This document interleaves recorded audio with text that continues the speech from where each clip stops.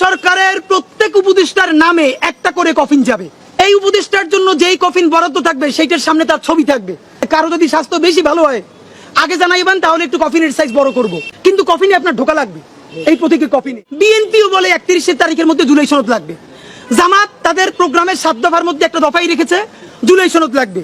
NCP তো 3 তারিখ নিজেরা ঘোষণাই করতে চায়। সরকারের আলী রিয়াজ সাহেবও বলে যে জুলাই সনদ 31 তারিখের মধ্যে দিতে চাই। বিএনপি চায়, জামাত চায়, এনসিপি চায়, সরকার চায়। তাহলে জুলাই সনদটা আসতেছে না কেন?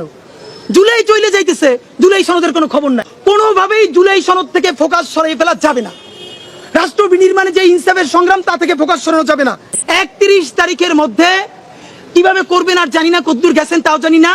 যে কোনো উপায়ে আপনাকে জুলাই সনদ ঘোষণা করতেই হবে। সময় 31 জুলাই, ওই দিন ঘোষণা করলেও হবে না, মিনিমাম তার 2 দিন আগে এইটাকে খসড়া ওয়েবসাইটে প্রকাশ করতে হবে। যা ইচ্ছে তাই আবার একটা এই 71-এর বাকশালী সংবিধানের মতো ন্যারেটিভ আপনি আবার প্রকাশ করে দিবেন, সেটা হবে না। মিনিমাম 2 দিন আগে ওয়েবসাইটে প্রকাশ করতে হবে জনতারে দেখার জন্য। 31 জুলাইয়ের মধ্যে জুলাই সনদ ঘোষণা করতে হবে।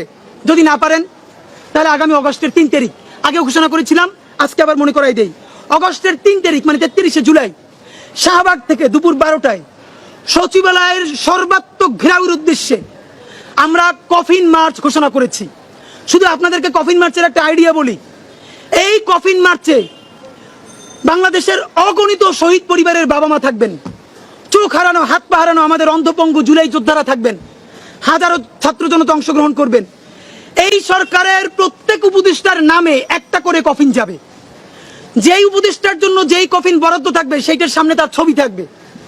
অপশন একটা উপদেষ্টাদের জন্য আছে, কারো যদি স্বাস্থ্য বেশি ভালো হয় আগে জানাইবেন, তাহলে একটু কফিনের সাইজ বড় করব, কিন্তু কফিনে আপনার ঢোকা লাগবে। এই প্রতীকের কফিনে